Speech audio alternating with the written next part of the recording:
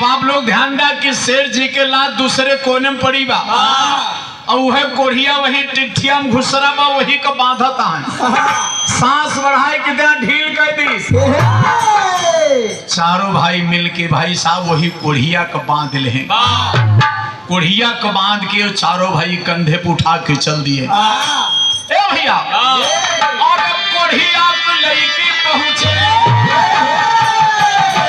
अरे कोढ़िया को लेके पहुंचे और काशी नगरी होटो में लसिया के पैसे अरे खुलल बरा सरी होटो।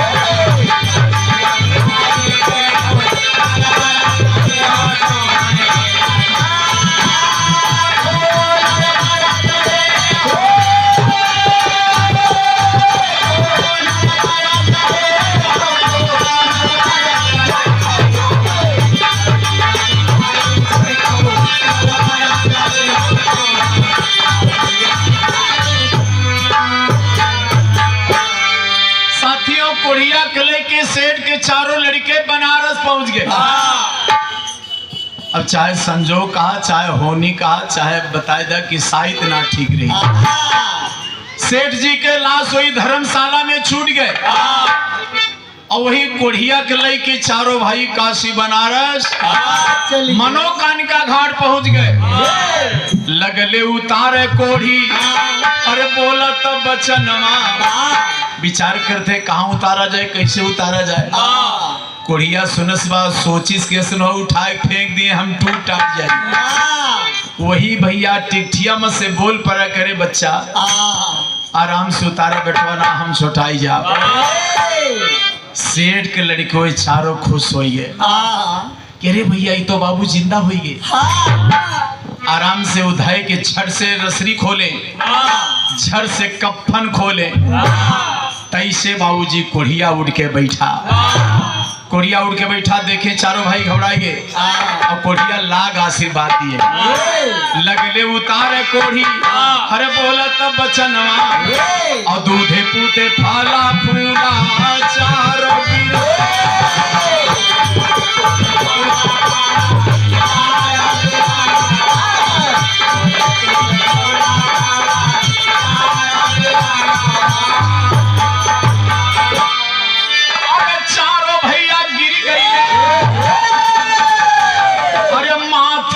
करी हो तो मैं लसिया का कैसे अरे खुलल बरा सरी हो।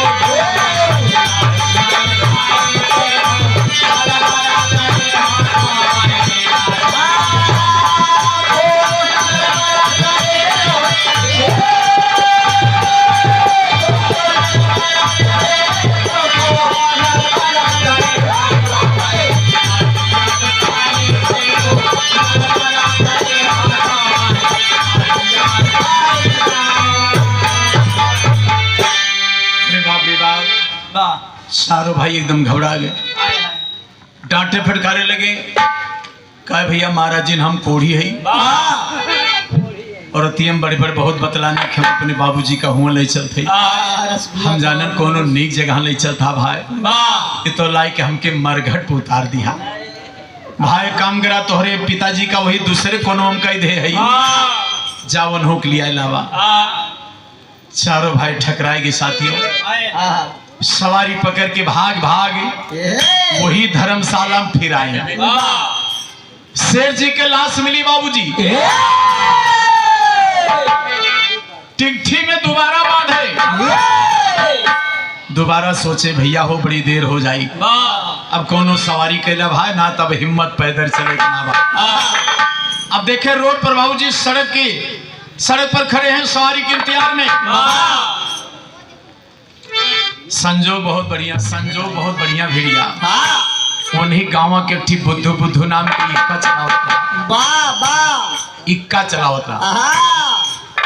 संजोग से वह बुधवा इक्कवा घोड़ी लेके जात रहा और चारों भाई जब देखे कहीं अरे भैया ये तो अपने गाँव में बुधुआ हुए, बनाए जोर से।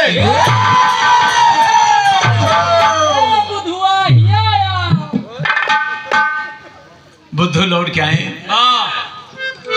सेठ के कहे भैया तो लोग तो काल है कि निकला है। अरे वही यहीं पहुंचा। ये बाबूजी के लाज झुरवावत था तू लोग का बात बा कहे बुद्धू भाई बड़ी गड़बड़ी हो गई कुछ बताया ना भाई कि बताया ना बाबूजी के लाश हो एक ले चले बा बनारस। कहे बनारस तो काल है जाते रहे का भा कहे भाई बीच में थोड़ा सा गड़बड़ी हो गए। अच्छा बुद्धू कहीं खुश हो गया। सवेरे टाइम बा सोची सभी पहली बोहनी हुए पहली बोहनी जान ले हमार बढ़िया हो गए।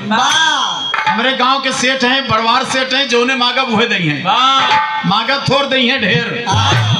बुधुआ मगन हो के सेठ जी के लाश बांधी सो इक्का में कही भाई तोहरे चारों जन बैठिला जौन किराया भाड़ा दूसरे दिन हमें के दे दिया गाँव देश कही।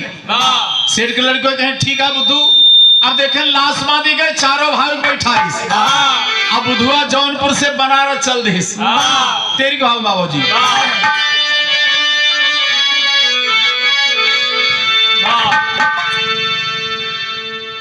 देखे हमारे गुरु जी ने लिखा बहुत बढ़िया लिखा बहुत बढ़िया संजोग से लिखा जेका जो ना बता रहा बाबूजी मिलत ना है। तेरी के भाव में क्या लिखे हरे अभागा पंछी घाट से फिरे स्वाति समस तब की लपट घूट गए भागा पंछी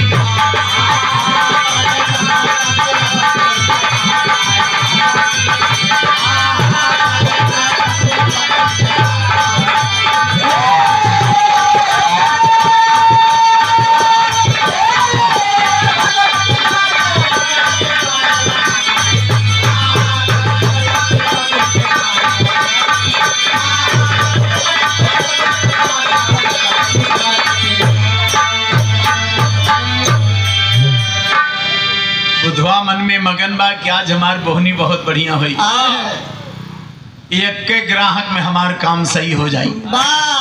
भयन बुधू तैयार लाश बांधी भय सवार चले काशी की ओर बोनी से चले नहीं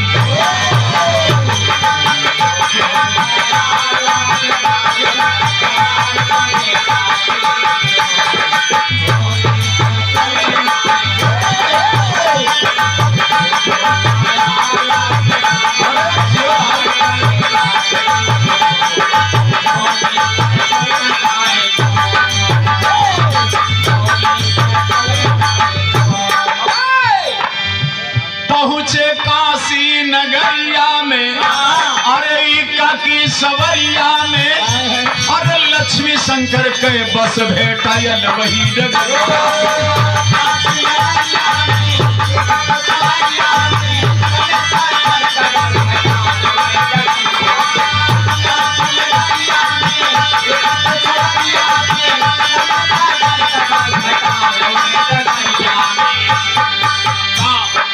आप लोग ध्यान दे संजोग फिर भिड़त बा 13-33 नंबर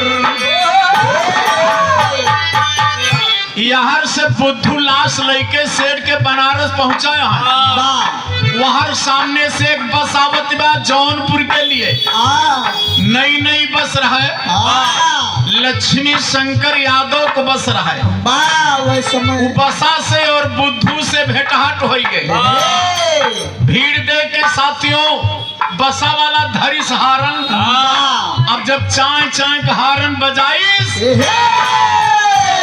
तो घोड़िया चौंक गए। 13-33 नंबर हारन दिया ड्राइवर भई घोड़ी विभोर उनकी से चले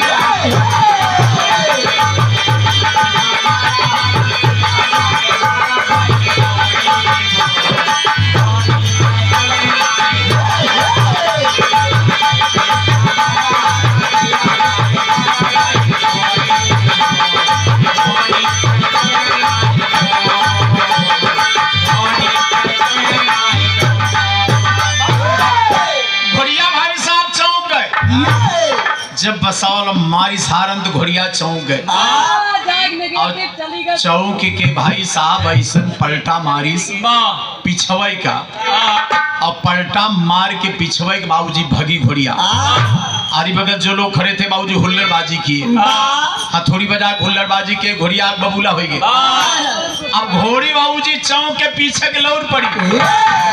अरे चौंक गई घोड़ी है, अरे भाग घर की ओरी है, अरे बुद्धू चिचका रहे वही खींच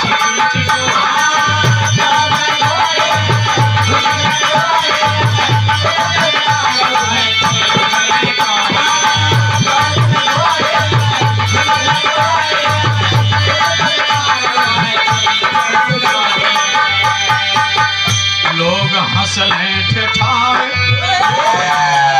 लोग हंसले ठठाई घोड़ी भगी कुदर आए मचा चौमुख बासो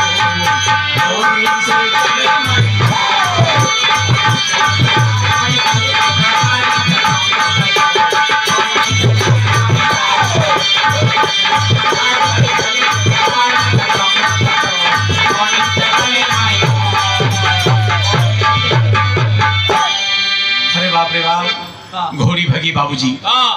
भगी घोड़ी पीछे वाला बस यानी बस लगाए बा पीछे और जहां मौका पावे भीड़ देखे मार दिए चाय से बाबूजी। घोड़िया और कूदे अब भगी बा पीछे एकदम जान छोड़ के भाई साहब जोने जोने चौराहा जात बा लोग हुल्लड़बाजी करके हंसी उड़ावत हैं। घोड़िया बबूला हो गए। अब वो दो डोरी खींचता है लेकिन घोड़ी कब जब ना बा बुधवा परेशान हो गया। डोरी ओरी फेंक के खड़ा हो गया, लगा इस गुहार ये भैया हमार घोड़ी अब हमारे कब जमनान भैया एक बेरी फेल हो गए बा, एक बेरी गुरु फेल बा भैया तनी रोक लिया। अब जनता से बुधवा गुहार लगावत बा कि भैया हमार घोड़ी रोक लिया, लेकिन हुआ का एक पति बढ़ा के भाई अरे बुद्धू सन पात गई लगाम देहे छोड़ी बचाइया क्यों भैया, अरे बचाइया क्यों भैया बिगड़ के मोर घोड़ी बचाइया।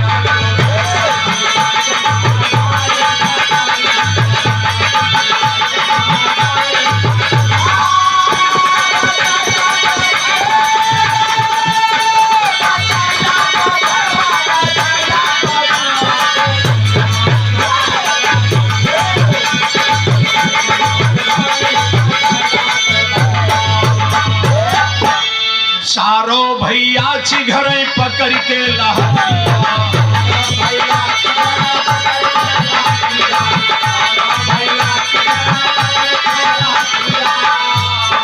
बिन दाना पानी पीतल दिन और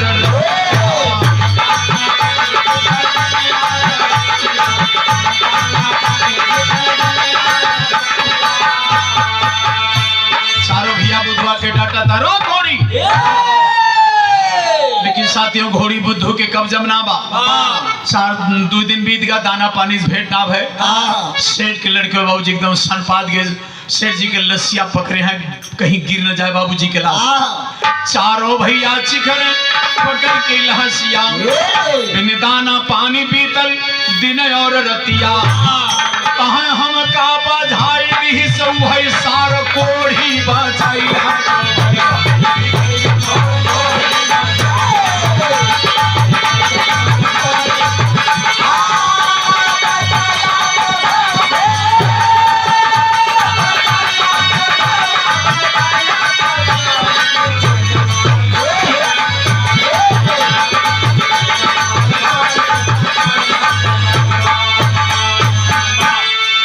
बजाई दी सुहे सार कोढ़ी कुढ़िया सार न मिला हो तो हमारे सब पहले दाम में काशी बनारस पहुंच गए हैं।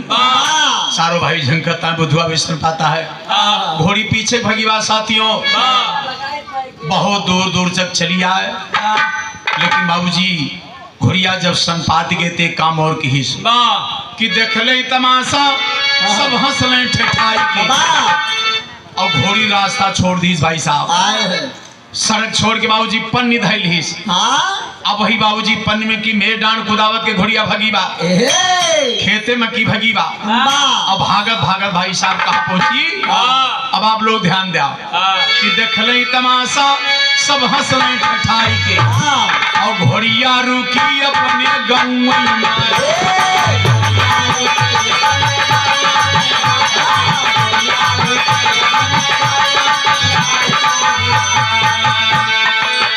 घोड़ी कहाँ पहुंची बुद्धू के घरे मैं डांड खाई कुदावत भाई साहब बुद्धू के घरे घोड़ी पहुंच गए। सेठ जी के लाश लादे गांव के लोग देखे। आप लोग ध्यान दिया बुधुआ के घर और सेठ के घर के गांव में रहे। अच्छा गांव के लोग जब देखे कहीं तो बुधुआ हो ही का बात है। जब सेठ के लड़कवन के देखे कहे हो गांव देश के लोग जुटे सेठ के लड़कवा डांटे लगे कहीं को हो तोहरे सब काल है सलास लेके दौड़त आ बुढ़वा बेचारे के लाश के मारा गद कह दिया काले दास संस्कार हो बहुत तो लोग के दिमाग खराब बा लजाए कि भाई चारों भाई लाश खोली गए और गांव देश के लोग जुटे नात बात फिर से जुटे हित मित्र फिर से जुटे साथियों। अरे वाह अब आप लोग ध्यान दिया जहां शेर जी कह रहे हैं कि हम मर जाब तो हमार दाह संस्कार हमारी बगियम किया। अब वह बगिया याद आया इनके सबका। अंत में साथियों सब मिलकर के शेर के दाह संस्कार वही बगियम के है भाई साहब जहां शेर जी बता रहे हैं कि हमार दाह संस्कार हमारी बगियम किया। केहू कहे हमें गया बनारस न ले जाए चारों भाई ना माने इतना झेले पड़ा कमवा वही के जवन साहब। लेकिन आप लोग ध्यान दा निवेदन बा कि भैया पुरानियन की बात माननी चाहिए। ये सब नौजवान से निवेदन बा बहन बेटियों से निवेदन बा कि पुरानियन की बात माननी चाहिए और जे ना मानत ऐसे भोगात है। अब आजकल भैया ये नौजवान जौन है पुरानी बात ना मानते दुल्हनिये बुढ़ियन के बात ना मानते बुढ़ियन के बात मान जाए चौमिनिया कैसे खाई। तो बाबूजी बाद में परेशानी होता है कि अम्मा बाबू कहा ना मानन।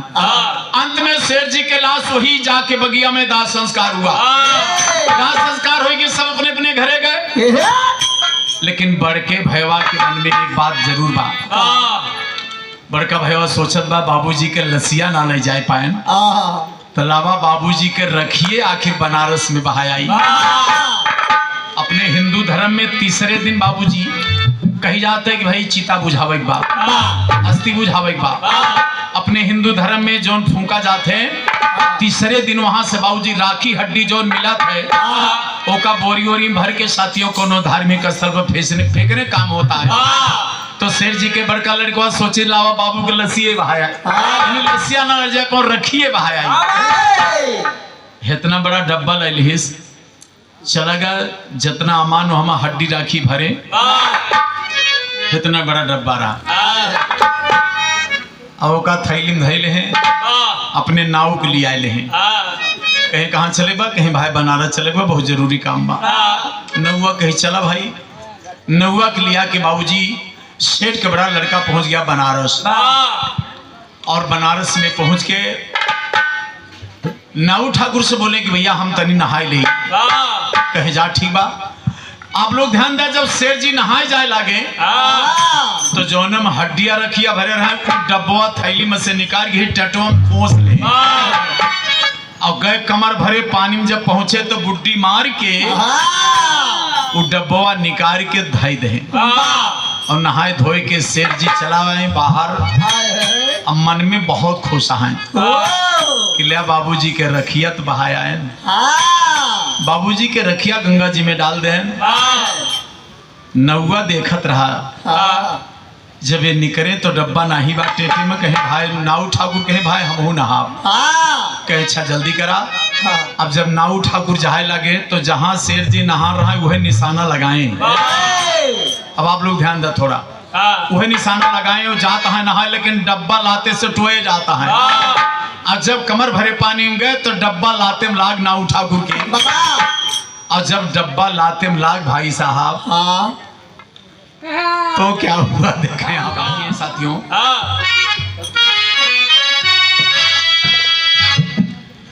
और चुटकी लगौले लागल ना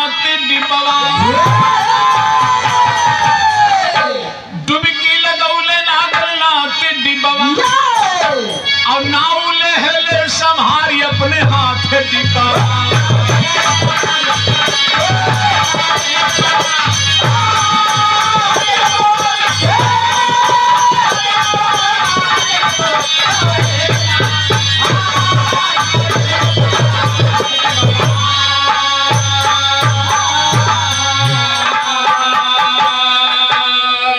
अब आप लोग ध्यान दिया, सेठ का लड़का जौन डब्बा हड्डी राखी बाबूजी डाल के गंगा जी में आया था, नाऊ ठाकुरों का बाबूजी नहाए गए तो हेर के का टेंटे में खोस ले, कपड़ा पहने दोनों जने चल रहे।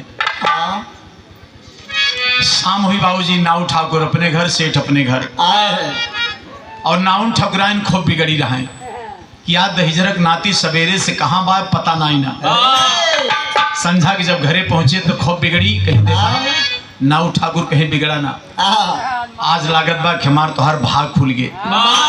कहीं का भा, कहीं वही सेठवा के सतवा गए हैं, और हमें लागत बा कोनो मनौती के रहा, बपुआ मरी गए। लेकिन आज हमा एक ठो डब्बा लाए है, लागत बा कि सोना चांदी से भरा बा डब्बा। आज हमार तोहर भाग खुल गए। एक काम करा, बढ़िया सा खटिया बिठा के चादर बिछावा। नौनिया जल्दी जल्दी खटिया बिछाए, चादर बिछाई भाई साहब, और नाऊ डब्बा खोल के पलटिन तो दे, और जैसे वो जाने की सोना चांदी होए, और सोना चांदी समझ के पलटे भाई साहब हुए, रखिया हड्डिया गिरी। हड्डी और आखी देखे बाबूजी, नाऊ ठाकुर घबरा गए, नौनिया घबराई गए। नौनिया कहीं कहो दहिजरुक नाती, उगरहा अपने बाप का राखी बहावे गंगा जी में, और वो का सोना चांदी समझ के तू घरे उठाई लाया। नौवा बेचारा एकदम ठकराएगा, और वही डब्बा में फिर भरी हड्डिया और रखिया, और देखा का करत बा कि घर लाके खोलिस बड़ी हड्डी दिखाई, और सेठ जी के घूरावा में गाड़ी से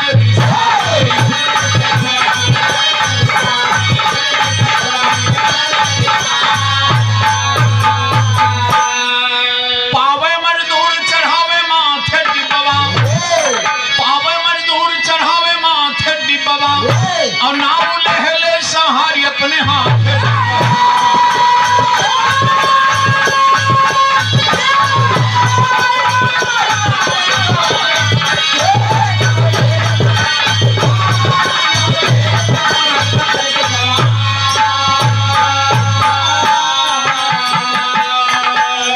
ले जाए के साथियों, सेठ जी के घोरा वही घोरे मुंह नौआ गाड़ दी। जौन खाद भरत रहा बाबूजी सेठ के मजदूर वाले लगे, तो जौन खदिया भरत रहा वो जब मजदूरवा पाई डब्बा, वो जाने इसके सेठ खत्म हो गए, सोना चांदी डब्बा घोरे में गाड़े रहे। सोना चांदी समझ के बाबूजी वो अपने घरे उठाए लाए, और जब संझा के खोलिस भाई साहब मेहरा बुलाइस, तो हड्डी राखी देख के मजदूरवा भी घबरा गया। वो मजदूरवा साथियों ले जाके मारे गुस्सा से लाल बा, वो जानिस की लागत बा सेठवा का हड्डी राखिया, तो उनके भाई साहब पंडोवा में घुसेर दहिस। पंडोवा में जब घुसेर दहिस, असार के समय रहा, पानी बरसा, सेठनिए कहीं लागत बा पंडोवा मुनि के बाद तनी आप लोग आया खोद दिया। चारों भाई संजोग से आए रहे, जब बाहर से खोदे लगे भाई साहब, तो खोदत खोदत लग्गा से भाई साहब वो डब्बा जाए अंगना में पहुंचा। अंगना में पहुंचा, डब्बा खुल गया, और जब डब्बा खुल गया बाबूजी राखी छितराई गए, तब सेठनिए चिल्लानी। सेठ के लड़के जब बाहर से आए भाई साहब, अंदर में देखें हड्डियों राखी और डब्बा, बड़का भैया जोन बहाए रहा डब्बा, वो दिमाग लगाओ बा यह डब्बा हम गंगा जी में डाले रहे, डब्बा ससुर हिया कैसे चला है, पानी बनेरी कैसे। तो तीनों भाई पूछे लगे भैया ये डब्बा कैसे अंगना में आएगा। अरे तो जैसे लागत बा कि हड्डी और राखी कहीं बाबूजी के तना हो। तब बड़का भैया कबूलिस की भैया गलती हो गई, यह डब्बा हम बाबूजी के सोचन रखिया बहाई, लसिया ना ले जाए पाए तो बाबूजी के रखिया बहावे गए, और ये डब्बा गंगा जी में डाले थे, यहाँ कैसे आ गया। नाव पकड़ा गए, वो नाव बताएं भैया हम लालच के मारे, भैया प्रणाम ठीक है, नाव बताएं कि भैया हम लालच के मारा डब्बा गंगा जी में डाला, सोना चांदी समझ के उठाए लाए। हमारे पैगापुर के धरती से श्री रामचल पाल आपकी तरफ से 101 रुपये का सम्मान भैया को प्राप्त, बहुत बहुत धन्यवाद है, आशीर्वाद की कामना है। और बाबूजी हरे बाप रे बाप, जब घोरे में गाड़ा गया तो खदिया जौन भरतरा मजदूरवा पकड़ गया, तब मजदूरवा बताइस भैया हम ही तोहरे पंडुआ में डब्बुआ गाड़े ने, ई डब्बुआ हम जब राखी देखन घरे लाके और हड्डी समझ के भैया गुस्सा लाग गए, हम जानन की सोना चांदी बा घरे लायन और रखी हड्डी देख के बाबूजी हम तोहरे घोरों में गाड़ देहन। यही से पोल आउट हुआ बाबूजी। हमारे पूजनीय गुरु माधवराम जी कहानी पढ़े और पढ़ने के बाद एक वास्तव में हकीकत घटना है, हमारे गुरु माधवराम जी इसको गाना में उतार दिए। तो बाबूजी अंत में जहां शेर जी के दास संस्कार बगीवम भरा, वो डब्बुआ फिर ले जाए वही गाड़ा गा। तो होनी जौन हो साथियों बहुत बलवान होते, कोई अनहोनी में बदल नहीं सकता।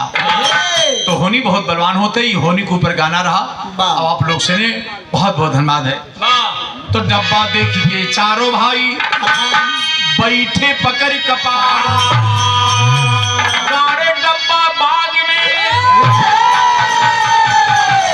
माधव राम हो निहार हो, अभागा पंछी घाट से फिरे, पाल छबिलाल के नहिया गुरु चरण में लागा।